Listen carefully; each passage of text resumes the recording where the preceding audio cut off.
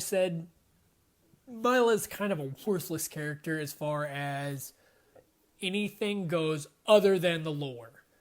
Gameplay, you kill her and I think you get 10 Geo.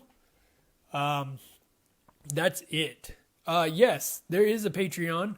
Like I said, we'll talk more about the Patreon later. But yes, there is a Patreon. If you guys enjoy the content, obviously, please help me out. But Mila, she's only really interesting for her song and her lore because we actually get to watch somebody slowly become infected and slowly turn against us, who we believe is our friend. And everybody thinks that's the saddest thing to see because you're continually coming back to her and she's making this slow descent down into insanity and infection. But in actuality, if you kind of remove your emotions from it for a moment, it's amazing to see.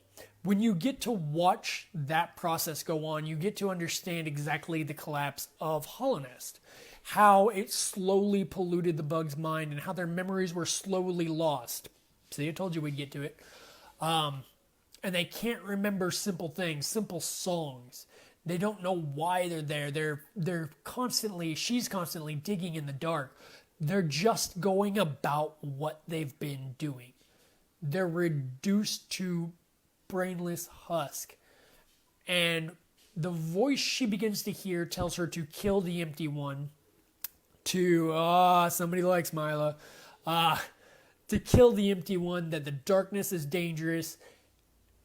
And she eventually does. And of course, most characters put her down. And in fact, there's a speed run to see who can kill Milo the fastest because, you're a sick fuck, I guess, and that's what you're into.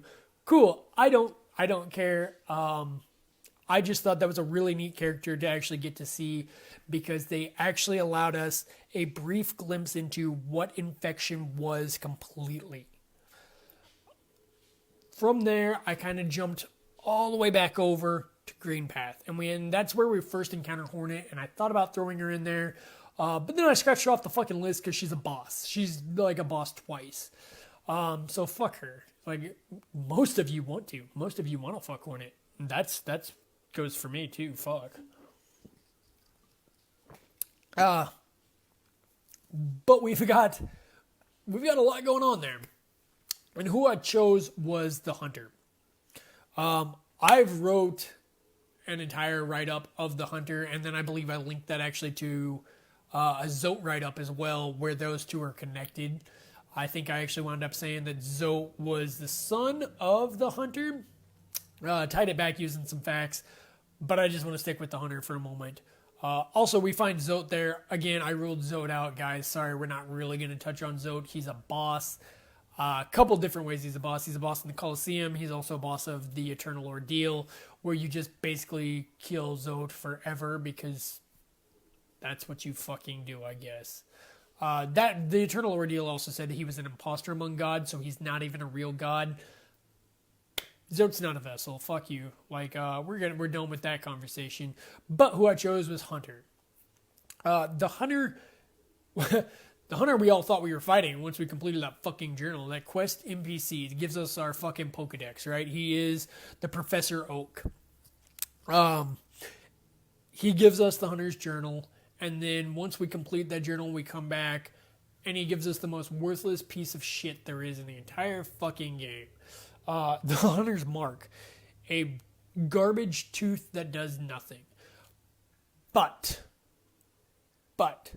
his insights in his journal are some of the coolest parts in the game, and that's why I included him, because this is lore discussion, not just the gameplay. And his lore alone has taught us so much. And when I reference stuff back, I go to the Hunter's Journal a lot of the time. I go to the Hunter's Journal, I go to the wiki, because that Hunter's Journal, he has seen literally everything. Almost everything. Some of the things down in the Abyss, I don't think he's actually seen. He doesn't actually mention them down in his little excerpts. The Hunter's Journal does, but his personal take on it does not. Mentions like the ancient civilization and killing bugs, Hunter shit. But yeah, so he was so quintessential in understanding the lore and understanding each and every character in it that I had to include him in this, because without him, we don't get that. And this is a character, once again, Team Cherry does does this a lot. He leaves more questions than answers. Where did he come from? I argue he's a citizen of Deepness. His black-like body, once again, mirrors that of Nosk. Just that long, slender, black shape. His eyes, he has 6 eyes, and when you go and look through all the characters in the game, that's predominantly, and I believe only, in Deepness, in that arrangement. Again, guys, there's a look deeper on it. If you want to read that, please, by all means, go check that out. But I had to include him in this conversation just for his Hunter's Journal. Whoop. So from Cream Path, I actually went over to another character that just did the exact same thing. He leaves you with more questions, but this one rewards your ass. He's another quest NPC, and that is fucking Grub Daddy. Who didn't love that fat fuck? That bitch made it rain on us. And the first time you find a grub, you don't know what it is, you release it. Usually then you stumble upon Grub Father, and he's thankful. He's super happy to have his kid back. Or if you find him before, he's actually crying, like he's lost all of his kids. And so we have to make a wrong right, because that's what they're training us to do throughout the entire game, is to make wrongs right, to restore balance. And so we take it upon ourselves to go out and search for all of these grubs. And it leads you to some cool-ass places. It leads you to some tricky places. And when we finally do, and we get all of his babies back, he makes it rain on us. He gives us 2 charms. This dude is super happy. He showers us with gifts. And then we leave the room. And then you think, wait a minute. I want to go see all those happy faces again. And what's happened? That motherfucker ate him. And he's fat as fuck now. Man, that's a fat fucking worm. And nobody can believe it. But obviously we can still hear them. We know they're alive. And we can look at the Grubberfly. I think it's the Grubberfly's elegy. Says, that they're going to ascend into the next stage of life. They're not dead. He's literally using his body as a cocoon. And we see that throughout. I don't even know what that means. Down in the chat, I have no clue what that means. I can't see. But he's literally using his body as a cocoon, and that's something. That's amazing. Because now we get to imagine what a grubberfly is. And of course, from the pictures, it basically just looks like a grub with some fucking wings, according to the charm. But is that just a representation? And the wings look a lot like the monarch wings, I will say, which are ethereal wings used by a monarch fly. Not a grubber fly, but a monarch fly. So it was close. And maybe they're the same thing, maybe they're not. But it's close. So the Grub Father was such a cool character just for his presence and the Grub's presence. And of course the Grubs lead us straight into the Collector, and he's a boss, so I fucking crossed him off this list. That's a dick move though, because the Collector's fucking awesome. And that was just, I don't know, that was a cool quest. It was probably one of the best quests, because no matter how long you played the game, it was still going, and it still left questions at the end, and it never gave you that final resolution like you wanted. It made us all fucking wait, maybe until Silksong, to get the answers as to what a grubberfly is, how they'll ascend, which is the whole premise of Silksong, is ascension and rising.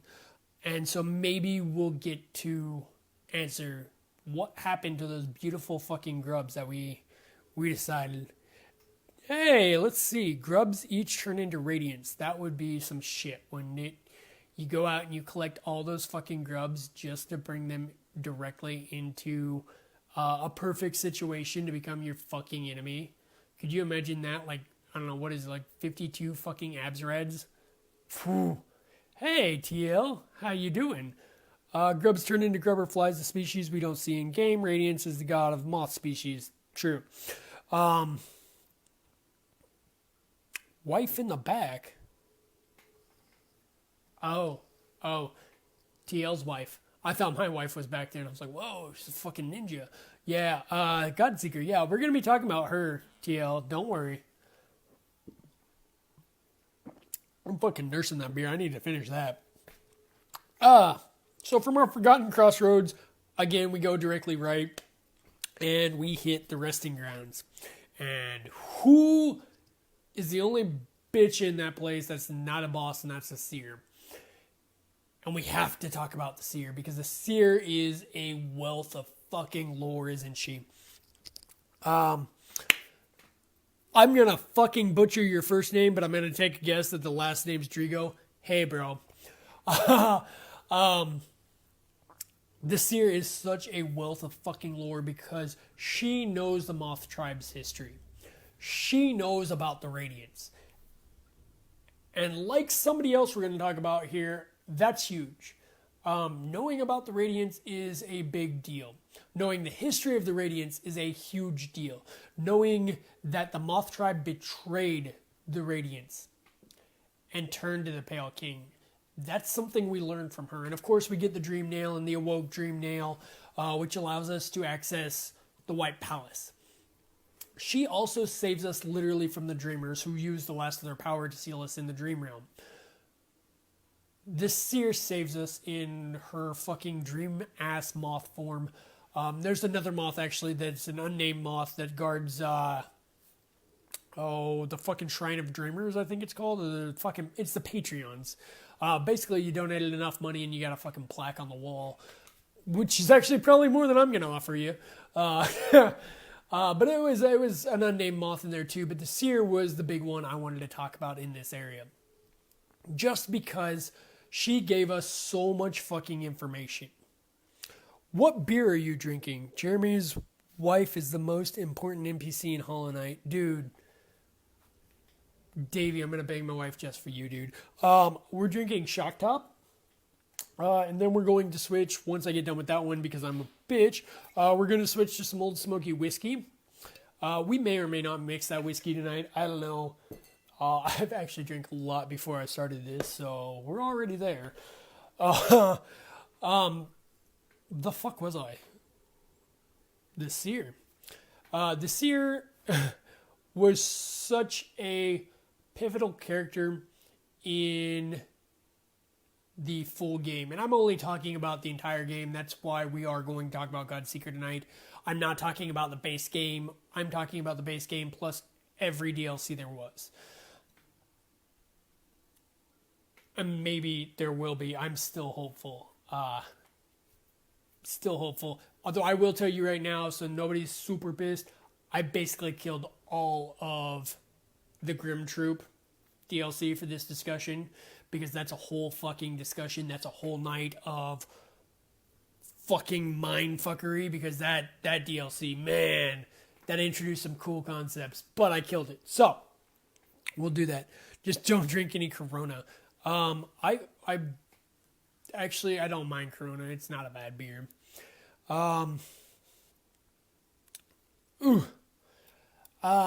So from those facts that we get from the seer, and from all of that knowledge, we gain just a slight bit more insight. We see what the Radiance's motivation was. He, being the Pale King, literally took her tribe away from her. He shunned her. This is an act of revenge. But I still don't think the Radiance is the infection. And unpopular opinion, but I'll back that shit up and I will argue with you for a while on that. From the resting grounds, I made my way back over and down again, and we hit the only god on our list that we're going to talk about. Because I think this god fucks us. I think she completely and totally fucks us. Jeremy drinks Corona unsubscribed. I don't mind Corona. I don't buy it, but I'll drink it. Like, if I'm at your fucking quinceañera or whatever, I'll drink your fucking Corona. I'll drink fucking whatever. I drink everything. Like, is it alcohol? I drink it. It goes in this body.